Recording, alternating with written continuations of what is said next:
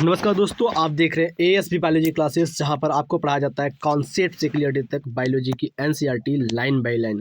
तो चलिए दोस्तों, आज की इस क्लास में शुरू करते हैं हम एक्सचेंज ऑफ गैसेस, यानी कि गैसों के आदान प्रदान के बारे में पढ़ेंगे कि गैसों का आदान प्रदान कैसे होता है एल्वियोली से ब्लड और ब्लड से टिश्यू के बीच, क्या प्रोसेस होती है और कितना प्रेशर लगता है उसके बारे में भी हम बात करेंगे। क्योंकि अलग अलग जगहों पर जो ब्लड के ऊपर या एयर का जो प्रेशर होता है वो अलग अलग होता है, ठीक है, जिसको हम पार्शियल प्रेशर के नाम से जानते हैं। तो क्या आपको पता है कि ब्लड और एल्वियोली के बीच गैसों का जो एक्सचेंज होता है उस दौरान कितना पार्शियल प्रेशर होता है, या अगर हम बात करते हैं तो एल्वियोली के अंदर कितना प्रेशर होता है, या फिर हम बात करते हैं पार्शियल प्रेशर आप ऑक्सीजन को कैसे रिप्रेजेंट करते हैं, पार्शियल प्रेशर आप कार्बन डाइऑक्साइड को कैसे रिप्रेजेंट करते हैं। क्या आपको पता है? अगर नहीं पता है तो वीडियो को अंत तक देखिए और आप हर चीज़ों को जान जाएंगे, किसको कैसे रिप्रेजेंट करते हैं और कितना प्रेशर कहाँ पर लगता है और कैसे एक्सचेंज होते हैं। दूसरी बात अगर हम बात करते हैं तो यहाँ पर जो एक्सचेंज होने वाला है वो डिफ्यूज़न मेथड के द्वारा होने वाला है। तो डिफ्यूज़न के लिए कौन से मेम्ब्रेन काम करते हैं, उसमें कौन कौन सी लेयर होती है, क्या आप इसको भी जानते हैं? अगर नहीं जानते हैं तो ये भी जान जाएंगे। तो चलिए शुरू करते हैं आज के इस क्लास को बिना किसी तकझक, बिना किसी बकवास के। आज का हमारा टॉपिक है गैसियस एक्सचेंज या एक्सचेंज ऑफ गैसेस की अगर हम बात करते हैं तो बारीकी से समझेंगे, अच्छे से समझेंगे। चलिए, यहाँ पर लिखा हुआ है कि alveoli are the primary site of exchange of gas. कहने का मतलब एकदम साफ साफ है कि जो लंग्स की एल्वियोली होती है वह एक स्थान होती है जहाँ पर गैसों का एक्सचेंज होता है और यही मुख्य स्थान होता है। Exchange of gases also occur between blood and tissue, ठीक है। जो गैसों का आदान प्रदान होता है, जो एक्सचेंज होता है वो किसके किसके बीच में होता है, तो ब्लड और टिश्यू के बीच ही होता है। Oxygen and carbon dioxide exchange in these site by the simple diffusion, ठीक है, based on pressure concentration gradient. यानी कि अगर हम बात करते हैं जो ऑक्सीजन और कार्बन डाइऑक्साइड होते हैं वो एक्सचेंज होती हैं, ठीक है, सिंपल डिफ्यूजन मेथड के द्वारा, और यहाँ पर काम करता है प्रेशर ग्रेडियंट, ठीक है। और ये डिपेंड करता है, जो एक्सचेंज होता है डिफ्यूजन में वो प्रेशर डिपेंड करता है, कितना प्रेशर लगेगा तो एक्सचेंज संभव होगा, कितना प्रेशर लगेगा तो एक्सचेंज नहीं होगा। दूसरी बात अगर हम बात करते हैं तो जो गैसों का एक्सचेंज होता है वो डिपेंड करता है solubility of gas as well as thickness of membrane. यानी कि अगर हम बात करते हैं तो जो गैसों का एक्सचेंज होता है वो इस पर भी निर्भर करता है कि गैस में कितनी सॉल्युबिलिटी है और कितना मेम्ब्रेन थिक है। ज़्यादा थिक मेम्ब्रेन रहेगा तो गैसों को पास होने में ज़्यादा टाइम लगेगा, अगर ज़्यादा ही पतला मेम्ब्रेन है तो गैसों को पास होने में बहुत ही कम समय लगेगा। Involve in diffusion are also some important factor that can affect the rate of diffusion.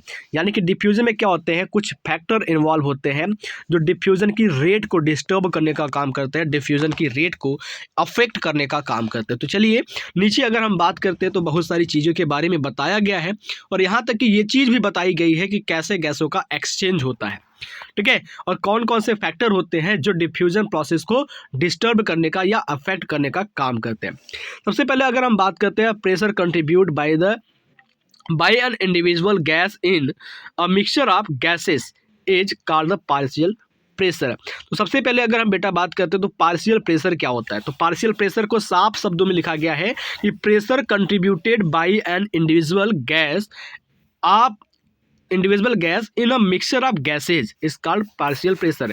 कहने का मतलब ये है कि किसी इंडिविजुअल गैस के अंदर जो मिक्सचर होता है गैसों का, उसके अंदर कितना प्रेशर पार्टिसिपेट कर रहा है, वो पार्टिसिपेट करने वाले जो प्रेशर होते हैं उसको हम कहते हैं partial pressure, and is represented as PO2 for oxygen and PCO2 और कार्बन डाइऑक्साइड। जैसा कि क्वेश्चन हमने आपको पूछा था कि क्या आप जानते हैं कि ऑक्सीजन के लिए पार्शियल प्रेशर को कैसे रिप्रेजेंट करते हैं, कार्बन डाइऑक्साइड के लिए पार्शियल प्रेशर को कैसे रिप्रेजेंट करते हैं, तो जस्ट उसी का आंसर यहाँ पर आपको मिल गया, PO2 लिखा रहेगा। जस्ट एक सेकेंड हमको दीजिए, हम सेट करते हैं, PO2 लिखा रहेगा तो partial pressure on oxygen, PCO2 लिखा रहेगा तो partial pressure on carbon dioxide होता है। तो आई होप इतनी बातें आपको अच्छे से समझ में आ गई होगी। तो चलिए चलते हैं आगे की पॉइंट को समझते हैं, क्या लिखा हुआ है।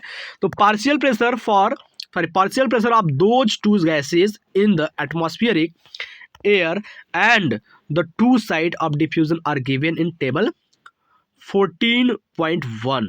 कहने का मतलब ये होता है कि जो पार्शियल प्रेशर होता है इन दोनों गैसों के लिए, कार्बन डाइऑक्साइड और ऑक्सीजन के लिए, एटमॉस्फेयर के अंदर और डिफ्यूजन के दो साइड पर वो सारी चीज़ें बताई गई है कि प्रेशर कितना होता है, कहाँ पर होता है और कितने तरीके से काम करता है। आगे दिया गया है, and in figure 14.3 the data given in the table clearly indicate the concentration gradient for oxygen from alveoli to blood and blood to tissue। ठीक है, कहने का मतलब ये है कि एक टेबल में आपको प्रेशर के बारे में बताया गया है और दूसरे टेबल में आपको, दूसरे ग्राफ में आपको, दूसरे फिगर में आपको बताया गया है कि कैसे गैसों का एक्सचेंज होता है, कैसे कब कितना कॉन्सेंट्रेशन काम करता है। तो चलिए सबसे पहले हम समझते हैं इस टेबल को, फिर उसके बाद लाइंस को पढ़ेंगे, फिर उसके बाद हम समझेंगे उस फिगर को। देखिए यहाँ पर क्या हुआ है, आपको दिया गया है, ये फिगर दिया गया है और इस फिगर में अगर हम बात करते हैं तो यहाँ पर एक टेबल बना करके लिखा हुआ है कि कितना प्रेशर होता है। तो सबसे पहले अगर हम बात करते हैं टेबल में क्या लिखा गया है, पार्शियल प्रेशर को हमेशा क्या करते हैं हम mmHg में नापते हैं, यानी कि मिलीमीटर मर्क्यूरी में नापते हैं। आप oxygen and carbon dioxide at different part involve in diffusion in comparison to these atmosphere. यानी कि अगर हम बात करते हैं तो पार्शियल प्रेशर कार्बन डाइऑक्साइड और ऑक्सीजन के लिए क्या होते हैं, डिफरेंट होते हैं अलग अलग जगहों पर। ठीक है, आगे अगर हम बात करते हैं तो यहाँ पर आपको देखिए कुछ कॉलम्स बनाकर रखे गए हैं। तो ये रेस्पिरेटरी गैसेस है, एटमॉस्फेरिक एयर है, एल्वियोली है, ब्लड डीऑक्सीजनेटेड है जहाँ पर ऑक्सीजन नहीं होता है, ब्लड ऑक्सीजनेटेड है, और ये टिश्यू है। तो अलग अलग जगहों पर अगर आप देखते हैं तो ऑक्सीजन के लिए जो प्रेशर होता है वो अलग अलग होता है, कार्बन डाइऑक्साइड के लिए जो प्रेशर होता है वो अलग अलग होता है। तो चलिए हम समझते हैं एक एक प्रेशर को अच्छे से। देखिए यहाँ पर लिखा हुआ है रेस्पिरेटरी गैस में ऑक्सीजन को लिखा हुआ है, तो ऑक्सीजन के लिए जो एटमॉस्फेरिक प्रेशर होता है वो कितना होता है, 159 होता है। यानी कि अगर हम बात करते हैं ऑक्सीजन गैस रेस्पिरेशन के दौरान जो लेते हैं, एटमॉस्फेयर का जो प्रेशर होता है उस पर 159 mmHg होता है। एल्वियोली के अंदर इसका प्रेशर होता है 104 mmHg, 104 mmHg होता है। वहीं डीऑक्सीजनेटेड ब्लड के लिए क्या होता है, 40 mmHg होता है, और ऑक्सीजनेटेड ब्लड के लिए इसका जो प्रेशर होता है वो कितना होता है, 95 mmHg होता है। टिश्यू में अगर हम बात करते हैं तो कितना होता है, 40 mmHg होता है। देन उसके बाद अगर हम दूसरे नंबर पर कार्बन डाइऑक्साइड के लिए बात करते हैं तो कार्बन डाइऑक्साइड के लिए जो प्रेशर होता है एटमॉस्फेरिक एयर का वो होता है 0.3 mmHg। वहीं पर एल्वियोली में आकर के ये चेंज होता है और 40 mmHg का होता है। डीऑक्सीजनेटेड ब्लड के लिए क्या हो जाता है, ये 45 mmHg का हो जाता है। ऑक्सीजनेटेड ब्लड के लिए 40 mmHg का हो जाता है, और कैसे ये चेंज होता है इसको भी मैं आगे नीचे चित्र में दिखाने वाला हूँ। टिश्यू में जाएगा तो ये 45 mmHg का हो जाएगा। तो आई होप इतनी सारी बातें आपको अच्छे से समझ में आ गई होगी, प्रेशर कब कहाँ कितना होता है। तो यहाँ से आपके ढेर सारे क्वेश्चन बन सकते हैं कि एटमॉस्फेरिक प्रेशर, ठीक है, ऑफ एयर फॉर ऑक्सीजन। ठीक है, एटमॉस्फेरिक प्रेशर कितना होता है ऑक्सीजन के लिए एयर में, तो हम बात करते हैं तो कितना होता है, 159 हो सकता है। या फिर कह सकता है कि ऑक्सीजन गैस के लिए टिश्यू के अंदर पार्शियल प्रेशर कितना होता है, तो 40 mmHg होता है। ये चीज़ें आपको एकदम क्लियर हो जानी चाहिए, क्योंकि मैंने आपको पढ़ाया है और बारीकी से मैंने एक पॉइंट को समझाने की कोशिश की है। अगर आप चैनल पर नए हैं और पहली बार आ रहे हैं और यहाँ तक पहुँचे हैं तो वास्तव में आप बायोलॉजी को एकदम बारीकी से समझना चाहते हैं, तो मैं आपके साथ हूँ, आपको बायोलॉजी को एकदम बारीकी से समझाने का प्रयास करूँगा। चलिए आगे हम बात करते हैं तो यहाँ पर एक फिगर दिया गया है, और इस फिगर की अगर हम बात करते हैं तो यहाँ पर सारी चीज़ें को एकदम क्लियर करके समझाया गया है कि गैसियस एक्सचेंज कैसे होता है, एल्वियोली टू ब्लड और ब्लड टू टिश्यू, कितना प्रेशर काम करता है और कैसे काम करता है, इन सारी चीज़ों को इस फिगर में बताया गया। तो चलिए शुरू करते हैं इस फिगर की कहानी को, और इस फिगर को फिगर कर देते हैं। ठीक है, तो सबसे पहले अगर आप देखना चाहें तो यहाँ पर क्या दिया गया है, ये लंग्स का पार्ट है, ये इतना जो पार्ट है ये आपके लंग्स का पार्ट है, जहाँ पर एक एल्वियोली को काट करके समझाया गया है। देखिए यहाँ पर अगर हम बात करते हैं तो ये हमारा क्या है, एल्वियोली है। बेस्ट मुझे पेंसिल लेने दीजिए, ये एल्वियोली है, और इस एल्वियोली के अंदर क्या होता है, रेस्पिरेशन के दौरान गैसें आती है। देखिए यहाँ पर इंस्पायरेशन हो रहा है, तो इंस्पायरेशन के दौरान क्या हो रहा है, एल्वियोली के अंदर एयर जो हो रहा है वो फुल हो रहा है, और इस दौरान जो ऑक्सीजन का प्रेशर है वो कितना है, 104 mmHg है। बात समझ में आया।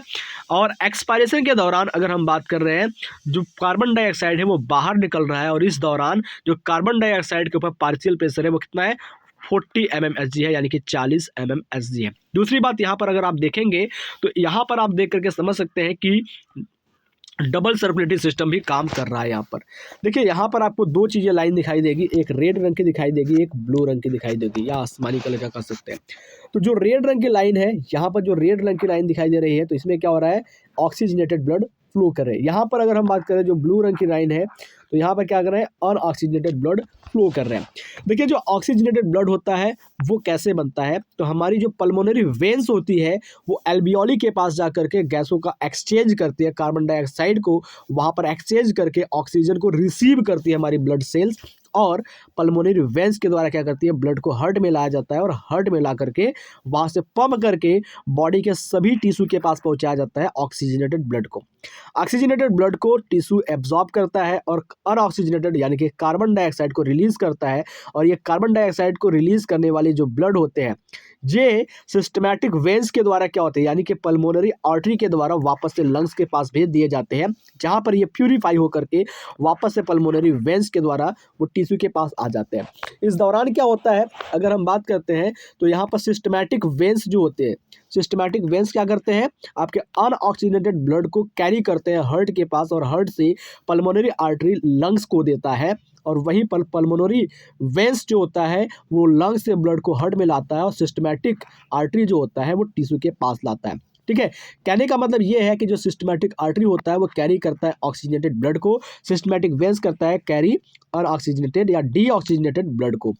अगर हम बात करते हैं जब ऑक्सीजनेटेड ब्लड आता है, यानी कि ऑक्सीजन से भरपूर जब ब्लड आता है, तो वहाँ पर प्रेशर कितना काम करता है, तो ऑक्सीजन के ऊपर जो पार्शियल प्रेशर होता है वो 95 mmHg यानी कि 95 mmHg का होता है, और कार्बन डाइऑक्साइड के ऊपर जो प्रेशर होता है वो 40 mmHg का होता है। ये चीज़ें आपको बखूबी दिखाई दे रही है। वहीं पर अगर हम दूसरी ओर बात करते हैं तो टिश्यू से जो गैसें होती है, जो ब्लड होता है, अनऑक्सीजनेटेड ब्लड जो होता है, कार्बन डाइऑक्साइड वाला ब्लड जो होता है, जब वो लंग्स के लिए जाता है हार्ट से होते हुए, तो वहाँ पर जो पार्शियल प्रेशर होता है ऑक्सीजन का वो 40 mmHg होता है, और कार्बन डाइऑक्साइड का 45 mmHg होता है। तो आई होप ये बातें आप अच्छे से समझ में चुके होंगे। ठीक है, चलिए देखते हैं आगे। अगर हम बात करते हैं सिमिलरली, वापस से आ जाते हैं एनसीईआरटी की लाइंस पर, और यहाँ पर देखते हैं तो यहाँ पर लिखा हुआ है similarly a gradient is present, यानी कि अगर हम बात करते हैं एक ग्रेडियंट होता है वो प्रेजेंट होता है फॉर कार्बन डाइऑक्साइड के लिए, कहाँ पर, इन अपोजिट डायरेक्शन। ठीक है, अगर एक ग्रेडियंट की बात करते हैं तो वो सिमिलरली प्रेजेंट होता है कार्बन डाइऑक्साइड के लिए एट अपोजिट डायरेक्शन होता है, that is from tissue to blood and blood to alveoli. कहने का मतलब ये होता है कि ऊपर आपने देखा एक चीज़ आपको समझाने की मैंने बात किया, तो क्या समझाया मैंने आपको, पहले आपको यहाँ पर समझाया कि जो हमारा जो ब्लड होता है, ठीक है, वो क्या हो रहा है, पहले हमारे लंग्स से, ठीक है, जस्ट एक सेकेंड कलर चेंज करने दीजिए तब आपको अच्छे से समझ में आ जाएगा।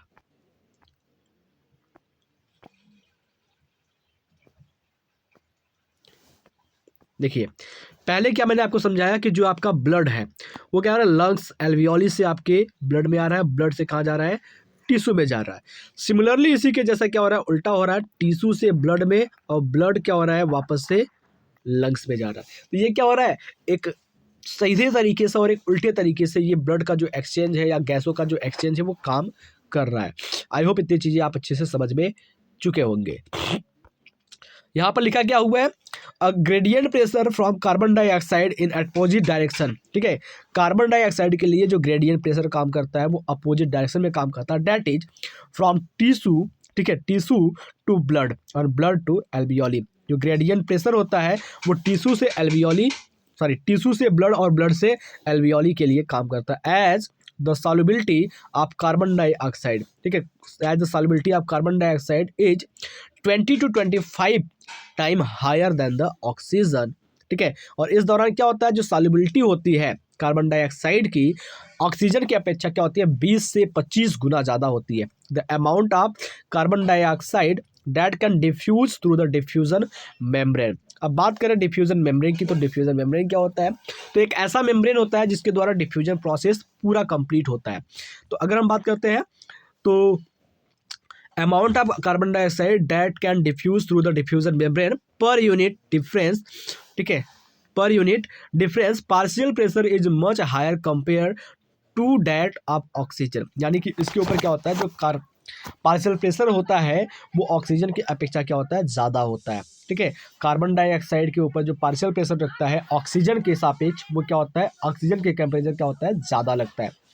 द डिफ्यूजन मेम्ब्रेन, यानी कि डिफ्यूजन मेम्ब्रेन की अगर हम बात करते हैं तो क्या है, is made up of 3 major layers. ठीक है, जो कि फिगर में यहाँ पर दिखाया गया है कि डिफ्यूजन मेम्ब्रेन जो है क्या हुआ है, 3 लेयर से बना हुआ है। ठीक है, अगर हम तीनों लेयर की बात करते हैं तो यहाँ पर देख लिए, namely thin squamous epithelial of alveoli. Alveoli के पास क्या होता है, एक पतला स्क्वैमस टिश्यू होता है, एपिथेलियल टिश्यू होता है, उसका होता है। उसके बाद एंडोथेलियम, यानी कि सबसे अंदर की जो लेयर होती है, एंडोथेलियम एल्वियोलर कैपिलरीज की बनी होती है, एंड बेसमेंट स्क्वैमस की बनी होती है। बेसमेंट सबस्टेंस होते हैं यहाँ पर। तो 3 लेयर कौन कौन से, तो इसको देख लीजिए हैं। Basement substance, endothelium of the blood capillaries, squamous epithelial of the alveolar wall. ये 3 टिश्यू बने हुए हैं और ये तीनों डायग्राम में आपको दिखाई दे रहे हैं कि कौन कहाँ प्रेजेंट है। बहुत ही ज़्यादा मोटा नहीं होता है, पतला होता है, इस वजह से ब्लड का क्या होता है, डिफ्यूजन हो जाता है।